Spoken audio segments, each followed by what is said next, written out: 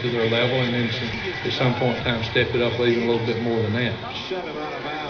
Here's a question for you. What is the new craze sweeping the streets? Or how about just the pool? The answer, water polo. As the story goes, a group of Wheeler High School students finally realized that they'd outgrown sharks and minnows and were introduced to the sport. They were hooked and approached Wheeler's swim coach and asked if he would coach their team. He was thrilled. Lisa Weeks picks up the story from there.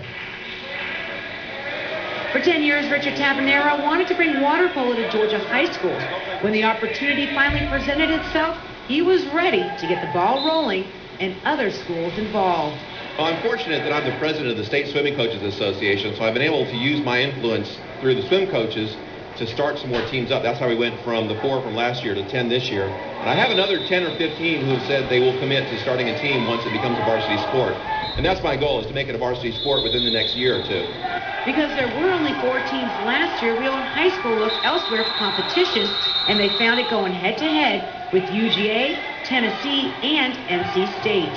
That was probably the best moment of my life, because I got to play with all these college kids, and they were helping us. And I scored a few times on Georgia and Tennessee, and that just made my week. It was the greatest thing I've ever done. With 10 school sporting club teams this year, including the newest addition, Grady High School, it's still a young sport and unique in the sense that the teams are co-ed.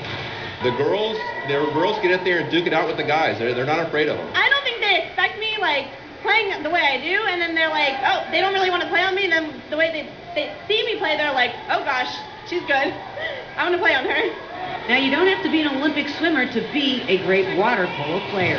My prototypical player is a lacrosse or baseball player who's swam Summer League.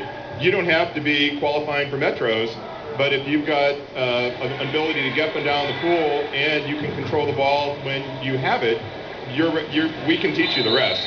Now it's time for Water Polo 101 in a nutshell. There are 7 players on a team, including the goalie. All 6 field players play offense and defense. Now there's constant swimming and treading water, aka the egg beater, because at no time can you touch the bottom of the pool. There's passing, throwing, and shooting.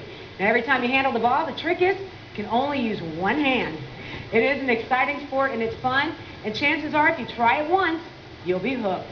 Once you score and seeing the ball go in the back of the net, it's just a really good feeling. And it just made me want to come to the next practice, and it just was really fun. Ever since we've had kids come out and watch us play, they've seen how intense it can get, and truthfully, we've had a football player who's told us it's harder than football, so personally, I think it could be the top sport in Georgia. As the excitement and popularity continue to build in Georgia, water polo will continue to grow. In Atlanta, I'm Lisa Weeks reporting for Prep Sports Plus. The club championships are set for next month, and we'll bring you all the highlights. Thank you, Lisa. Some sad news to share with you. Coach Marsha Ward passed away last